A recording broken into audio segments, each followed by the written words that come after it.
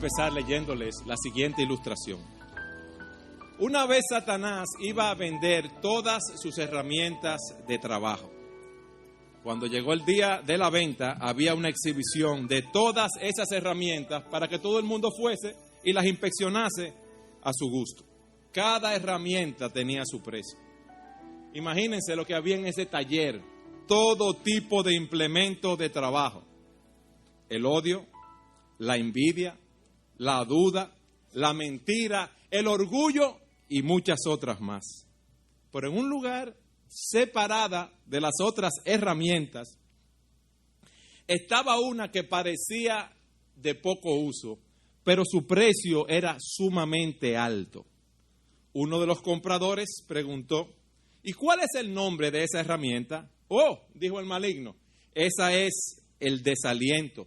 ¿Y por qué tiene un precio tan alto? Pregunta el comprador y Satanás le responde, porque es la herramienta más útil que tengo.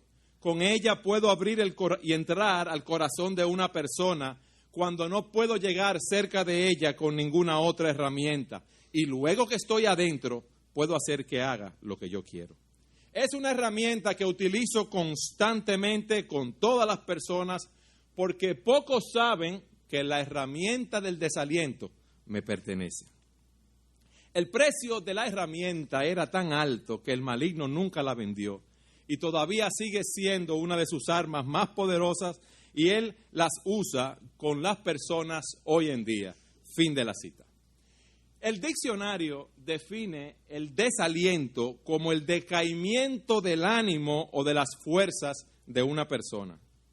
En otras palabras, podemos decir que es cuando decaen nuestras esperanzas. Y yo quiero que vayamos a la Escritura, a Lucas, capítulo 24, versículos 13 al 35, para que veamos un ejemplo de desaliento en los discípulos que iban camino a Emaús. Ellos estaban muy decaídos por la muerte de Jesús, pero quiero que veamos cómo fueron alentados en su encuentro con el Cristo resucitado.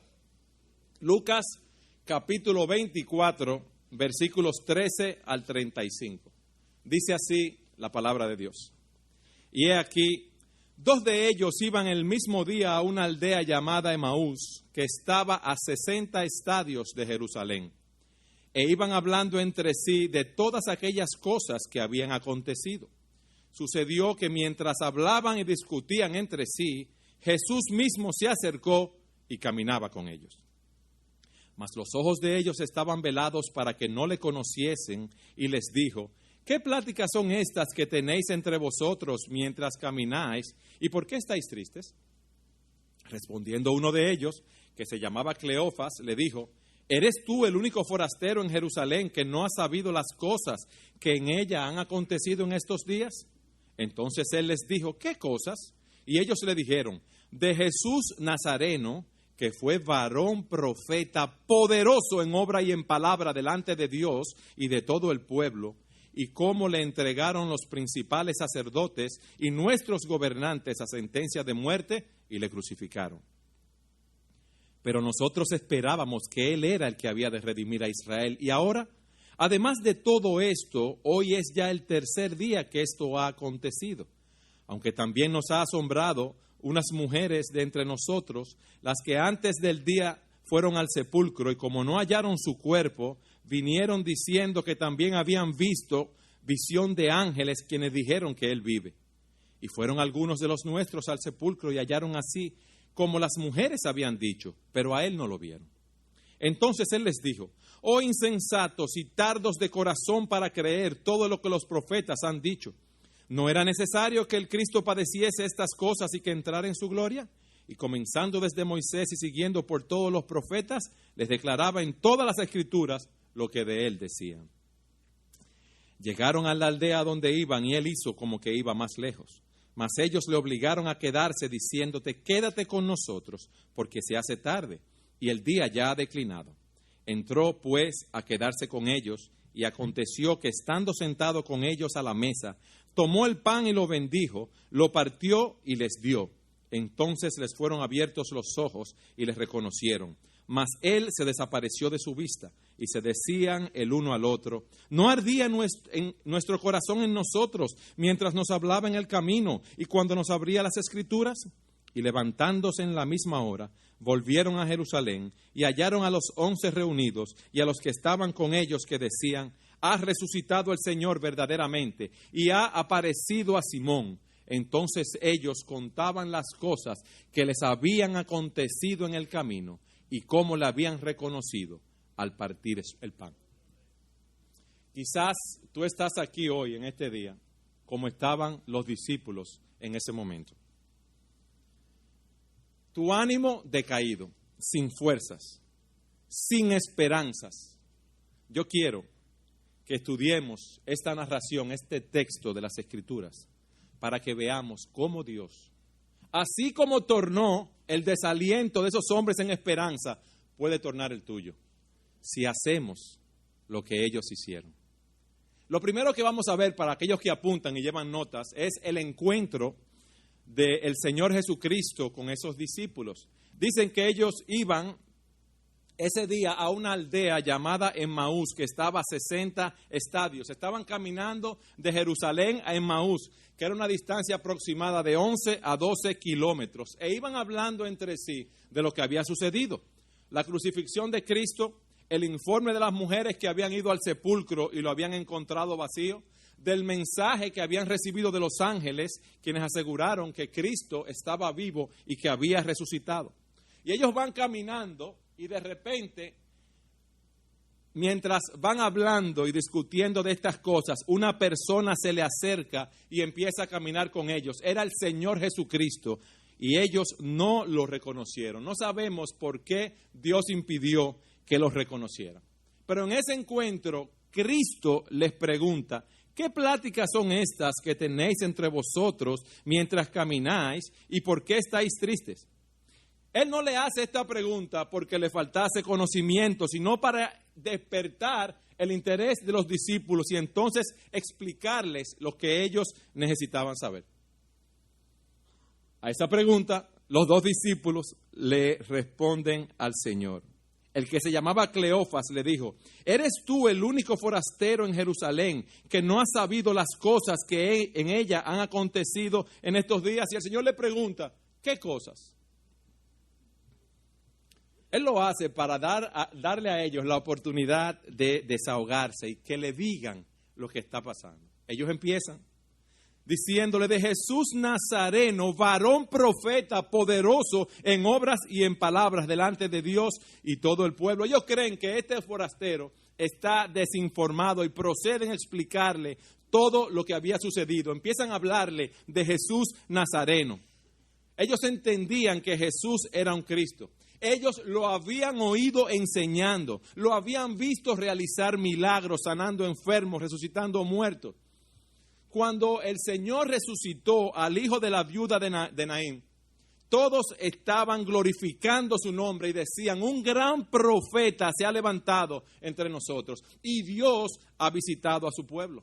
Ese Cristo que había devuelto la vista al ciego. Al ciego, cuando empiezan las personas a preguntarle, los fariseos: ¿y quién te abrió los ojos?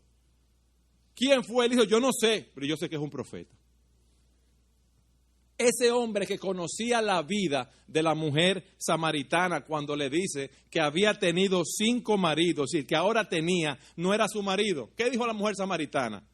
Señor, a la verdad que me parece que tú eres profeta. Eso era algo reconocido.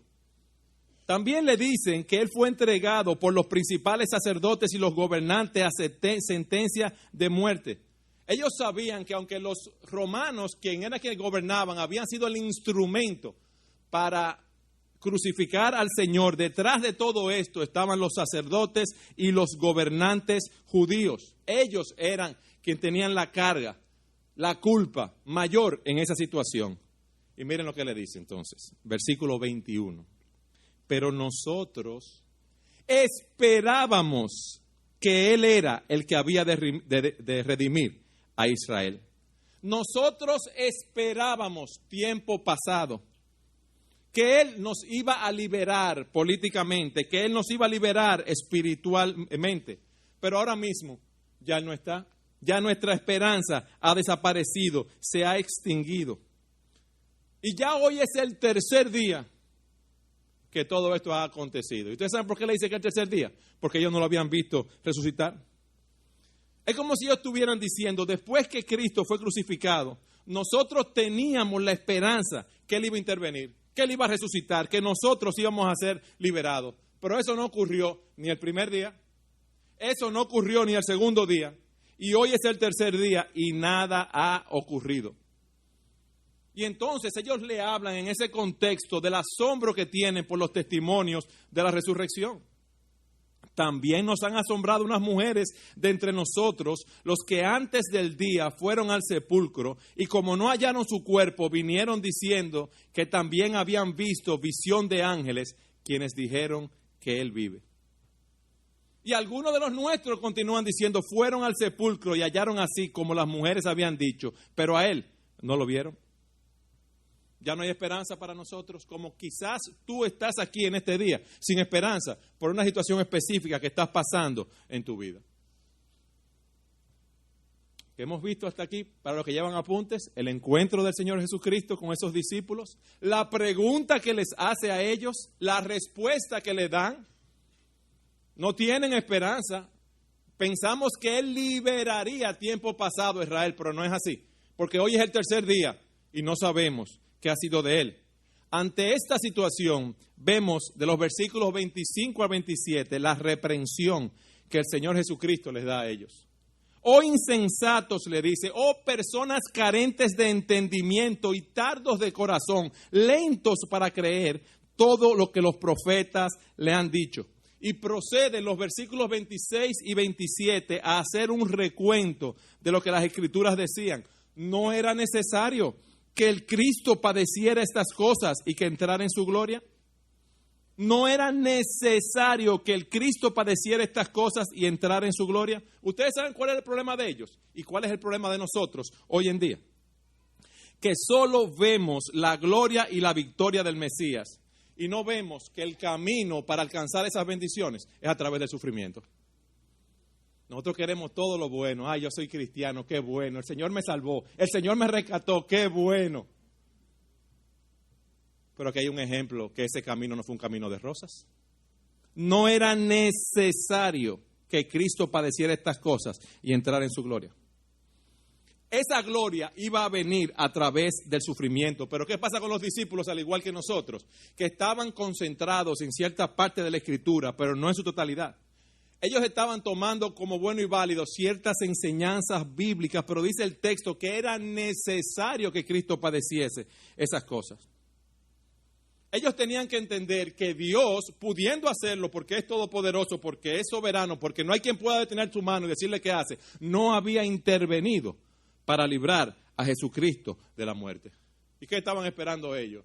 Bueno, ellos querían poder político, poder militar. Ellos no estaban entendiendo las leyes del reino.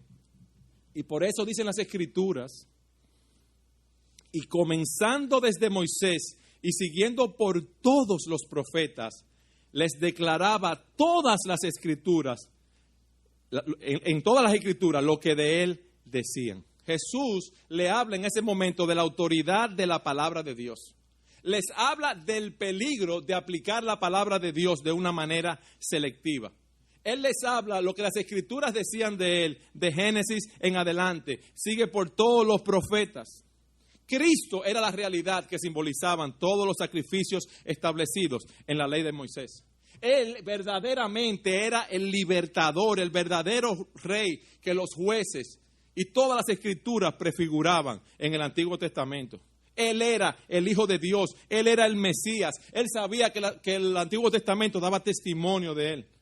Y por eso Él le cita las Escrituras.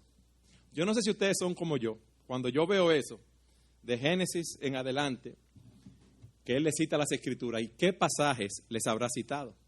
Le habrá citado Génesis 3:15, donde dice: y pondré enemistad entre ti y la mujer, y entre tu simiente y la simiente suya. Esta te herirá en la cabeza y tú le herirás en el calcañar. Que vendría un libertador, alguien que habría de rescatarnos del pecado. O lo que dice Isaías 53 cuando habla de que subirá cual renuevo delante de él y como raíz de tierra seca. No hay parecer ni hermosura. Le veremos más inatractivo para que le deseemos. Despreciado y desechado entre los hombres, varón de dolores, experimentado en quebrantos. Y como que escondimos de él el rostro, fue menospreciado y no lo estimamos. Ciertamente él llevó nuestras enfermedades y sufrió nuestros dolores. Y nosotros le tuvimos por azotado, por herido de Dios y abatido. Ellos conocían esa porción de las Escrituras, claro que ellos la conocían, pero en ese momento no les interesaba. Ellos querían sentarse, todos los discípulos, en ese reino que vendría, lo más cerca del líder. Y a este punto quiero traer algunas aplicaciones. Yo no sé cuál es tu situación aquí, pero dice la Escritura que en el mundo vamos a tener aflicción. Eso es una seguridad. Y dice la Escritura que como las chispas vuelan al aire, así nace el hombre para la aflicción. Ante una situación como esta tenemos dos opciones.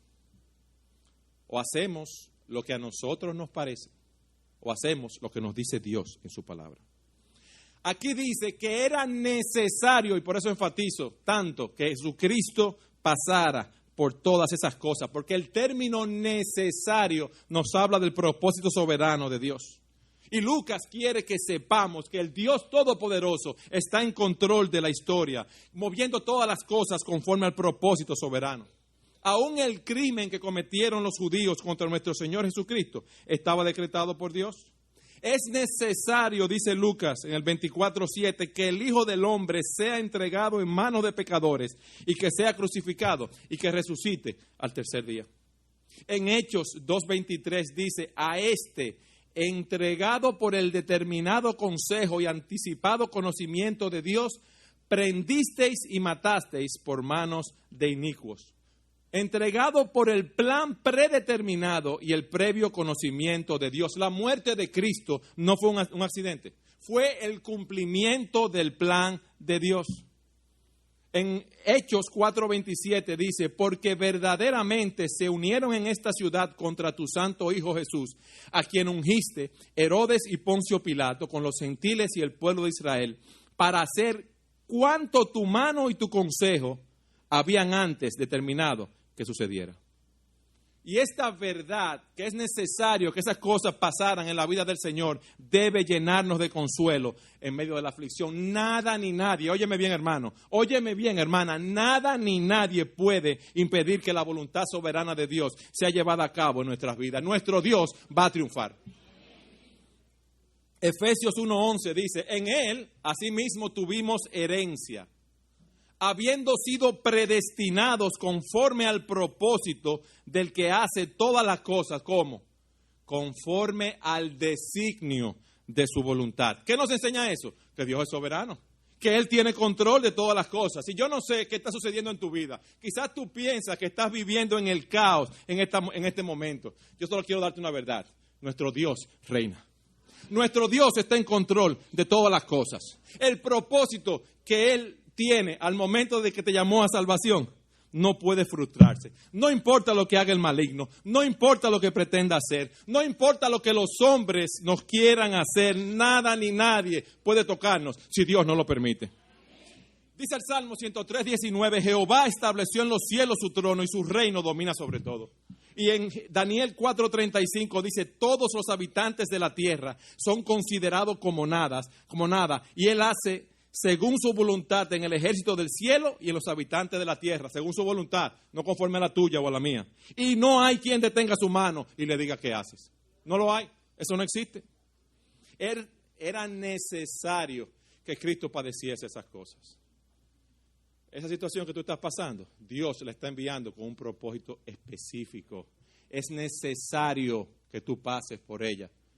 Tú tienes dos caminos ante esta situación. O haces lo que a ti te parece, o te guías por tus sentimientos y tus emociones, o te guías por lo que Dios dice en su palabra. Otras veces nos desalentamos porque nosotros tendemos a ver solamente las promesas que Dios tiene para con nosotros. ¡Ay, qué bueno! Nos espera el cielo. ¿Eso es verdad? Sí. ¿Todo obra para bien para los hijos de Dios? Sí. Jehová reina, sí, está en control de todo. Pero fíjense lo que dice en 2 Timoteo 3:2. Y también todos los que quieren vivir piadosamente en Cristo Jesús padecerán persecución.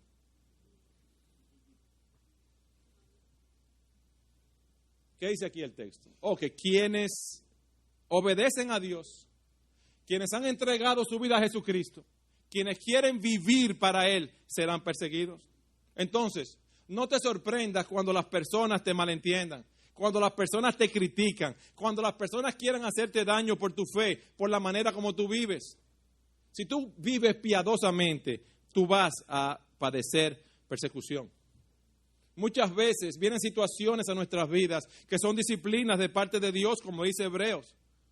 Hijo mío, no menosprecies la disciplina del Señor, ni desmayes cuando eres reprendido por Él, porque el Señor al que ama disciplina y azota a todo el que recibe por hijo. Dios nos muestra su amor como Padre cuando nos disciplina. Y en vez de desalentarnos, ¿qué debemos hacer nosotros? Ver la situación por la cual estamos pasando como una muestra del amor de Dios en nuestras vidas. Vimos la reprensión del Señor a los discípulos. Luego vemos de los versículos 28 en adelante el reconocimiento de Jesús por parte de los discípulos. Versículo 28. Ellos van caminando y hablando. El Señor le dice todas estas cosas. Y nos dice el texto, llegaron a la aldea a donde iban y Él hizo como que iba más lejos.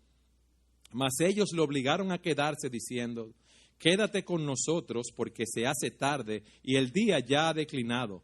Entró pues a quedarse con ellos. El Señor hace como que Él va a seguir su camino. Él es un forastero que se encuentra con ellos y Él quiere seguir. Pero ellos le piden que se quede con ellos. El viajar de noche tenía diferentes peligros, ladrones, animales salvajes, obstáculos que no se podían ver en la oscuridad. Pero esos discípulos le piden al Señor que se queden con ellos, porque ellos se sentían a gusto con Cristo. Donde está Cristo y está hablando en nuestros corazones, nosotros, los hijos de Dios, nos sentimos a gusto, no nos sentimos mal.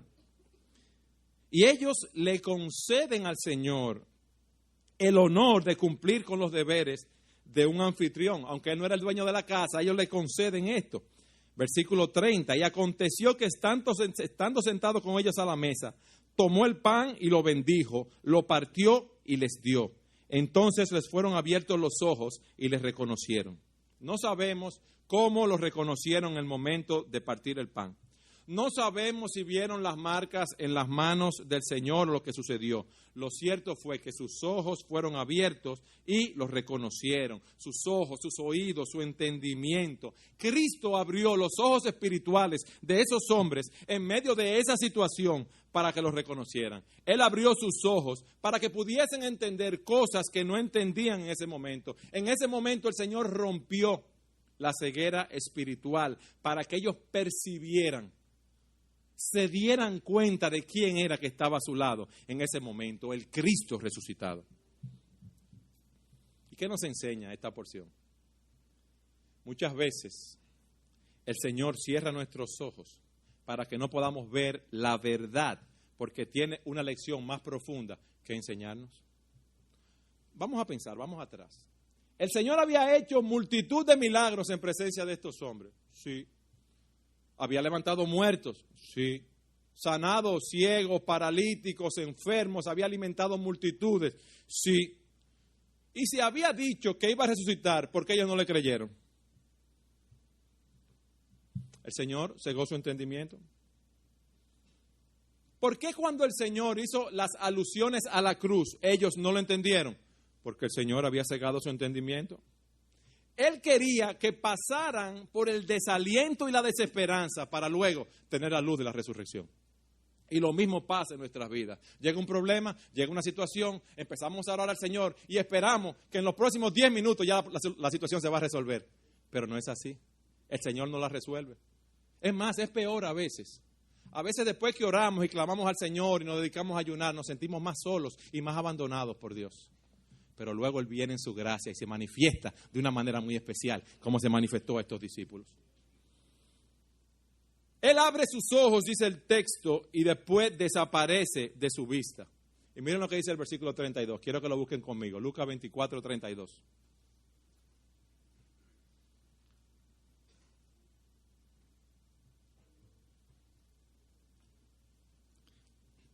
Y se decían el uno al otro: ¿no ardía nuestro corazón en nosotros mientras nos hablaba en el camino y cuando nos abría las Escrituras?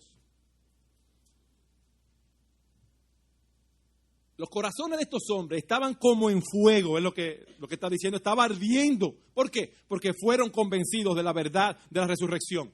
La presencia de Cristo con ellos cambió su tristeza en esperanza. Esa tristeza desapareció, esos corazones ardieron delante de ellos. ¿Cuándo? Cuando les abrió las Escrituras.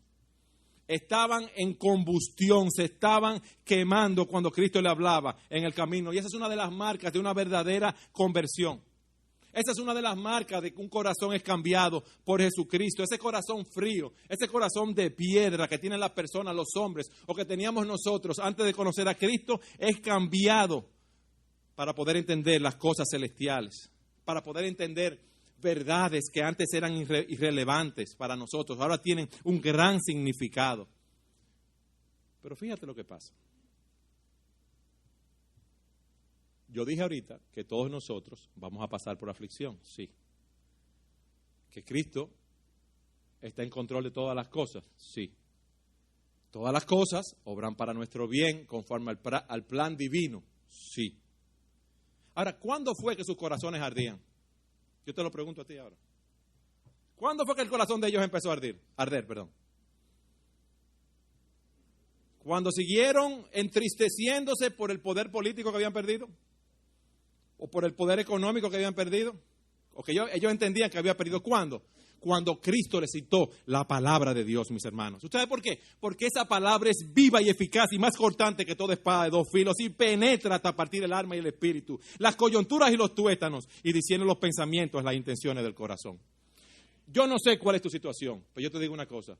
Busca la solución, el curso de acción que tú debes seguir en la palabra de Dios y no en tus emociones y tus sentimientos. Lo que el maligno quiere es que tú sigas tus propias emociones y sentimientos. ¿Para qué? Para que te acabes de ir por un derricadero, en otras palabras. Mientras ellos estuvieron lamentándose por lo que supuestamente habían perdido, estaban desesperanzados. Pero luego que Cristo vino, que les abrió las Escrituras y les mostró la promesa y la esperanza que había en Él, ellos cambiaron y sus corazones empezaron a arder. ¿Usted sabe por qué? Porque esa palabra de Dios está viva.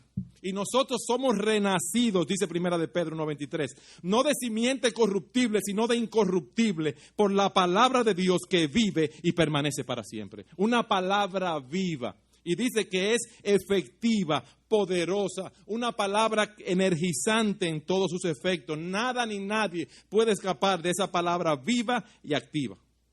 Y cuando se nos habla de eficaz en ese contexto, se nos habla del poder divino.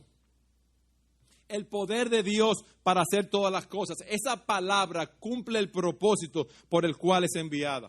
Cuando tú la lees con fe, cuando tú la recibes con fe, cuando tú tienes esa palabra y dices, mis sentimientos me dicen de esto, hacer esto en esta situación, pero la palabra de Dios dice que yo debo hacer esto y tú obedeces esa palabra, ese poder de Dios nos llega, nos sorprende, nos sacude, obra en nosotros, cambia nuestros pensamientos, cambia nuestros sentimientos y cambia el desaliento en gozo. Esa es la enseñanza de la Escritura.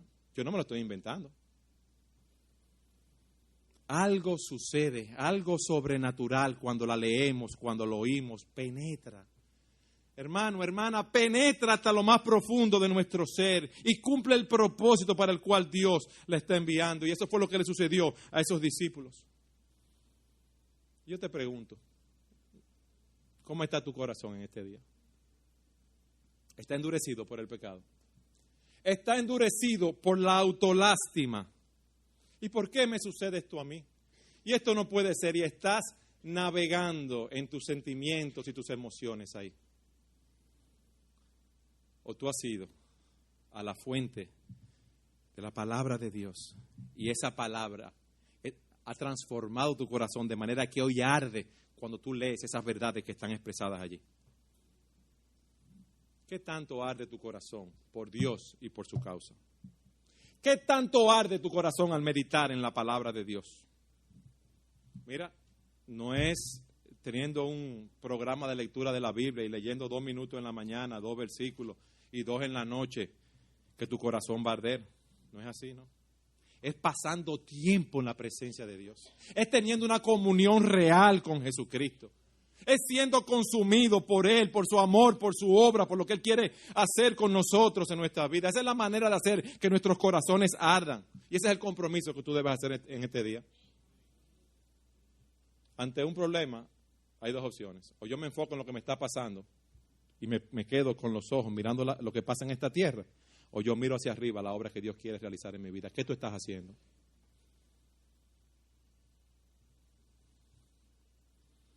¿Cuál fue la reacción de estos hombres? Después que el Señor se fue, que dijeron que sus corazones ardían. Versículo 33 de Lucas 24. Y levantándose en la misma hora, volvieron a Jerusalén y hallaron a los 11 reunidos. Y a los que estaban con ellos, que decían: ha resucitado el Señor verdaderamente y ha aparecido a Simón. Entonces ellos contaban las cosas que les habían acontecido en el camino y cómo le habían reconocido al partir el pan. Ellos le dijeron al Señor que se quedara, que era muy tarde, que se quedara con ellos, ¿verdad? Pero después que el Señor se va, que ellos los reconocen, ¿qué hacen ellos? Para Jerusalén, para atrás, 11 o 12 kilómetros en la noche, para ver a los discípulos y a los demás. Y llegan donde los discípulos, imagínense el gozo que había en esa casa, y le dicen: el Señor ha resucitado, ha aparecido a Simón, y ellos le dicen lo que le ha acontecido en el camino. El Señor ha resucitado. Yo me imagino, no me lo cuente, yo lo vi, yo vi al Señor y Él habló con nosotros. Él vive, Él ha derrotado la muerte. Esa cruz que fue el instrumento de oprobio ahora se va a convertir en un objeto de gloria. Cristo ha resucitado, hay esperanza. Nosotros también resucitaremos. Nosotros resucitaremos y no importa lo que tú estés pasando, no importa el desaliento, estaremos en la presencia del Señor y vamos a disfrutar de Él para siempre. Gloria sea dado al nombre de Jesucristo. No hay nada más glorioso que eso. Yo no sé lo que tú estás pasando aquí, pero mira, vamos a ver al Señor cara a cara y vamos a gozar de Él para siempre. ¿Qué le habrán dicho los discípulos, esos 2 discípulos, a los demás cuando llegaron? Bendito sea el Dios y Padre de nuestro Señor Jesucristo, que según su grande misericordia nos hizo renacer para una esperanza viva por la resurrección de Jesucristo de los muertos, para una herencia incorruptible, incontaminada, inmarcesible, reservada en los cielos para nosotros. Tenemos una herencia, mi hermano, no importa lo que pase aquí, tenemos una herencia y vamos a disfrutar de ella para siempre. Nosotros somos guardados por el poder de Dios mediante la fe para alcanzar la salvación que está preparada para ser manifestada en el tiempo postrero. Eso no es un cuento, eso no es una leyenda, eso es una verdad, una esperanza viva, no una fantasía.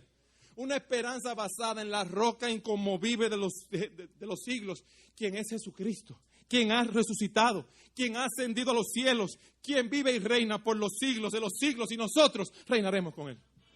Reinaremos con Él. No hay ya no me den más nada, yo estoy pago, yo lo digo. No me den más nada, yo estoy pago. Hemos leído la narración de los discípulos camino a Emmaús y hemos visto lo que sucedió. Yo quiero traer algunas aplicaciones antes de concluir. Primero, algunas aplicaciones más, perdón. Primero, ¿qué gloriosa ocupación tenían los discípulos camino a Emmaús? Ellos iban hablando de lo que había sucedido, o sea, de la crucifixión y la resurrección de Cristo. Ellos estaban ocupados hablando de los asuntos espirituales, lo que es importante para un creyente. Y hablando de esos asuntos espirituales, Cristo se les acerca y los acompaña durante todo el camino y convierte su lamento en baile. Dice la Escritura en Proverbios 27:17, leo de la Nueva Versión Internacional: el hierro se afila con el hierro y el hombre en el trato con el hombre. Hermanos, ¿qué tan acostumbrados estamos nosotros a tener conversaciones espirituales?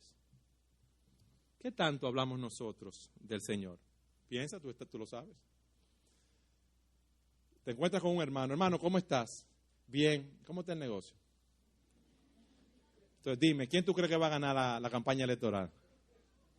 La cosa está dura en el país. Como que es raro preguntarle, hermano, cuéntame qué te dijo el Señor en tu devocional esta mañana. Hermano, cuéntame cómo está Dios obrando en tu vida, qué está haciendo. Esos hombres estaban haciendo la única cosa que tiene valor en la vida. Valor eterno, hablando de Jesucristo. Y ojalá que Dios nos dé ese corazón de que los temas espirituales sean que gobiernen nuestras conversaciones y no los asuntos de este mundo. No las conversaciones vanas y sin sentido. No es que no hablemos de las cosas que suceden, claro, vivimos en una sociedad y tenemos que compartir las cosas que están aconteciendo. Mi punto es el siguiente, de la abundancia del corazón, habla la boca. ¿Qué hay en tu corazón? Mucho mundo, tú vas a hablar de mucho mundo. Mucha política, mucha política. Muchas cosas materiales, solo vas a hablar de las cosas materiales. Entonces no aprovechamos todos los momentos que tenemos para hablar de Jesús. Cuando vengan las personas hablarnos de política, mira esto, aquello, lo otro, qué bien, sí, puede ganar tal o cual candidato. Ahora ningún hombre va a ser la solución de nuestro problema, solamente Jesucristo. Porque el problema del hombre es un problema espiritual. Nosotros tenemos un vacío en el corazón que solamente Dios lo puede llenar. Y ni el poder ni el placer lo va a llenar. Entonces, hablan de Jesucristo. En la casa, en el trabajo, con los amigos, con los hermanos. Hablar de la palabra de Dios. Una segunda aplicación. ¿Tú sabes cómo tú pones tu problema en perspectiva? Mira a Cristo. Mira a Cristo. Los discípulos van caminando confundidos, desalentados por los eventos que habían ocurrido. Ellos habían visto que Cristo era el Mesías, que era poderoso en palabras, que era poderoso en obra. Y se imaginaban un futuro brillante. A veces yo digo que los discípulos debían haber sido dominicanos.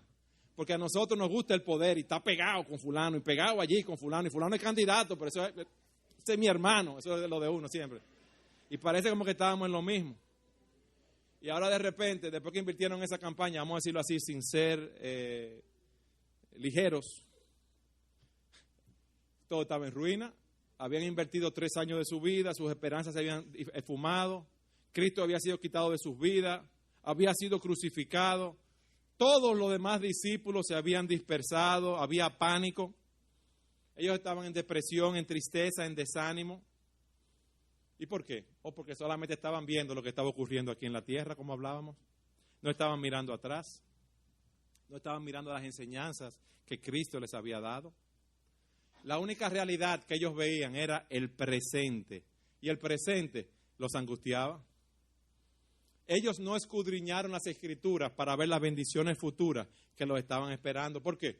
Porque ellos no tenían esperanza para el futuro. Ellos pensaban que ya todo había acabado. Como quizás estás tú aquí en esta mañana.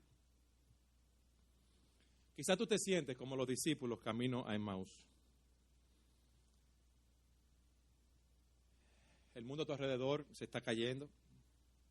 Estás triste, sin esperanza, con muchas preocupaciones por tu salud, por tus hijos, por las finanzas, por el trabajo. Estás desalentado aún por tus propios fracasos, por tus propias caídas. ¿Quieres un compañero o una compañera y Dios no te lo ha concedido? ¿Estás lleno o llena de temores y no sabes cómo vas a enfrentar el futuro? ¿No sabes cómo vas a enfrentar la muerte, ya sea la tuya o de tus seres queridos? ¿Tienes temor a quedarte solo o quedarte sola? Vivimos en un mundo en turbulencia, en un mundo incierto y tenemos temor de enfrentar ese mundo. Temor por lo que nuestros hijos o nietos van a vivir. Desaliento por sueños que no has podido realizar o por tiempo que has perdido en ciertas cosas que no debiste haber perdido o porque sientes que tu vida ha sido un fracaso o porque tus hijos, tus amigos, tus familiares te han dado la espalda cuando más lo necesitaba o porque no has alcanzado las metas que querías alcanzar en esta vida. O porque te encuentras en situaciones en las cuales has orado a Dios para que las cambie y nada ha cambiado.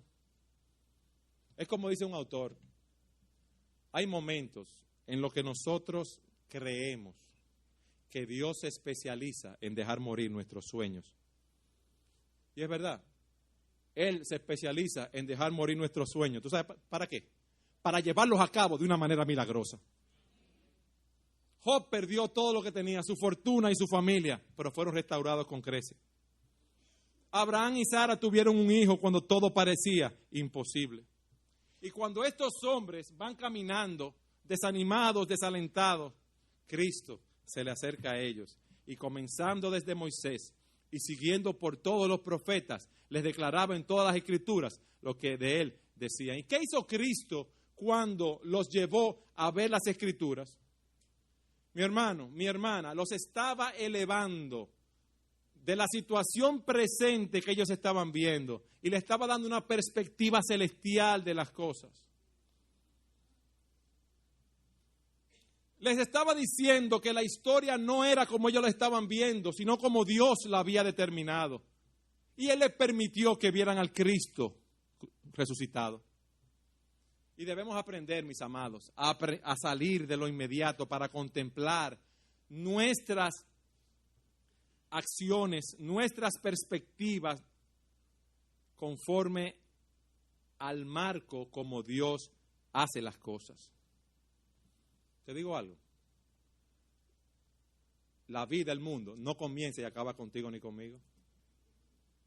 Te voy a decir otra cosa que tú no sabes. Nosotros no somos el centro del universo. Y te voy a decir otra cosa. No todo gira alrededor a nuestra existencia. Yo te voy a decir una cosa. ¿Qué hora es ahora? Déjame ver. Las 10 y 20 y 18. 11. Qué suerte que me lo dijeron. Mira, pero. Las 11 y 20 me dijiste, ¿verdad? El reloj no ha dejado de correr y tu problema sigue igualito. Y quizás tú tienes un mes, un año, 10 años, 20 años, 10 minutos con el mismo problema. Miren, ¿tú sabes cuál es nuestro problema?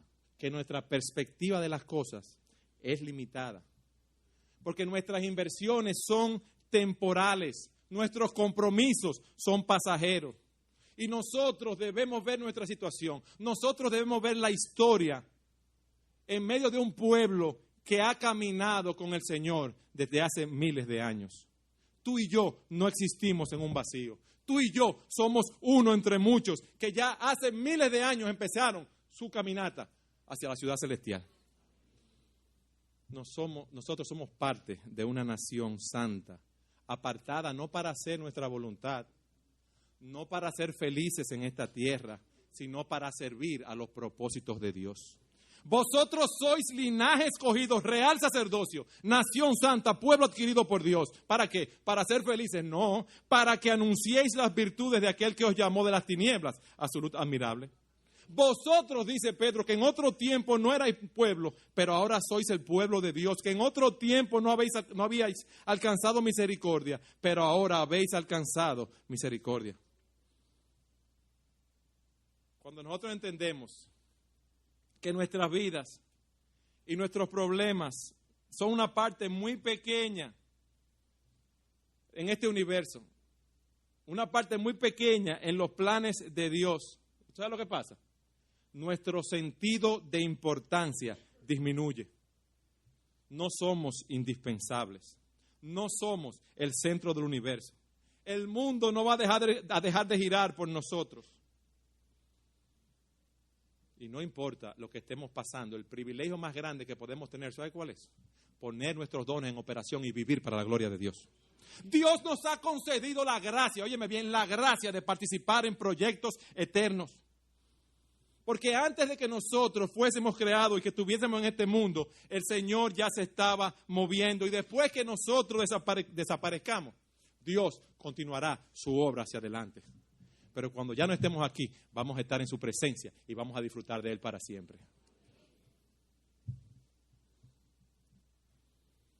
Las cosas solo tienen sentido cuando las vemos dentro de la voluntad del Dios eterno a quien servimos. Dice Juan Calvino lo siguiente: si miramos a nuestro alrededor, un momento puede parecer mucho tiempo, y es verdad. Una enfermedad, ay, qué cosa. Ay, yo estoy solo o sola, wow. Me esperan 20 años más solo o sola. Bueno, si es la voluntad de Dios, amén. Si miramos a nuestro alrededor, un momento puede parecer mucho tiempo. Si lo miramos ¿cómo? Con los ojos de la carne. Pero si levantamos nuestro corazón al cielo, 1000 años pueden parecer apenas un instante. Y yo quiero que veamos nuestra situación como un instante, porque nosotros vamos camino a la ciudad celestial y allí nos vamos a ver todo. Hermanos, no perdamos la esperanza de la liberación que Dios va a traer en su tiempo y en su momento. Vamos a esperar por Él levantando nuestros ojos al cielo. Vamos a esperar su bendición, que esa bendición vendrá porque nuestro Dios es fiel a su palabra. Y eso nos lleva a una tercera aplicación. Mientras tanto, no importa cuál sea tu situación y tu condición, debemos hacer que nuestros corazones ardan dentro de nosotros. Y para eso debemos centrar nuestros afectos no en las cosas de este mundo, sino en Dios. Debemos deleitarnos en Dios. Debemos meditar en la ley de Dios. En Josué 1:8 se le dice a Josué: nunca se apartará de tu boca este libro de la ley, sino que de día y de noche meditarás en él, para que guardes y hagas conforme a todo lo que en él está escrito, porque entonces harás prosperar tu camino y todo se saldrá bien. ¿Cuándo? Cuando medites en el libro de la ley de día y de noche. Miren, hermanos, cuando uno habla de la Escritura y uno ve a Cristo a través de su palabra y ve la gloria de Cristo y ve las bendiciones que nosotros tenemos, todo parece pequeño, porque estamos contemplando lo más grande que se puede contemplar. Meditar en Dios, buscar a Dios en oración. Dice el salmista en el Salmo 73:28, pero en cuanto a mí, ¿tener dinero es el bien? No. ¿Tener una posición política es el bien? No. ¿Ser reconocido profesionalmente es el bien? No. En cuanto a mí, el acercarme a Dios es el bien. He puesto en Jehová el Señor mi esperanza para contar todas tus obras. Él puso su esperanza en las cosas celestiales.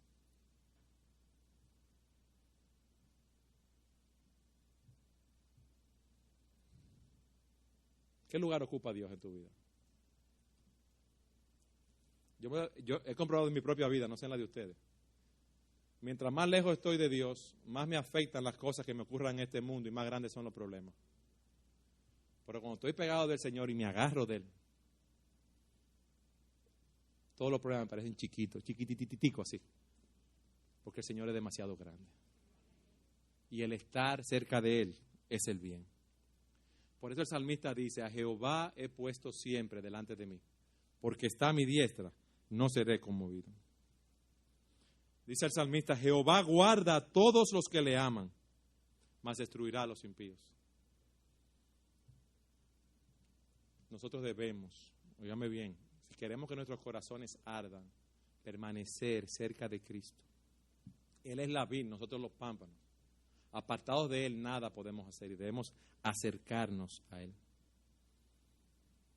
Y una cuarta aplicación es: cuando llegaron a Emaús, recuerden que el Señor iba a seguir, pero ellos le insistieron que se quedara y Él se quedó. Yo me imagino: no, yo sigo, yo voy más adelante. No, pero quédate, no te vayas, por favor, quédate. Es tarde, hay peligro, quédate con nosotros. Tú nos has hablado palabras de vida, quédate con nosotros. ¿Qué nos enseña eso? Que nosotros debemos aprender a clamar en la presencia del Señor. Decirle como Jacob al ángel: mira, yo no te voy a dejar si tú no me bendices. Y yo creo que nosotros no tenemos esa actitud en nuestras vidas de pelear con Dios en oración. Pero no para que se haga mi voluntad, sino la tuya. Para que tu reino prospere en medio de nosotros, no lo que a mí me parece.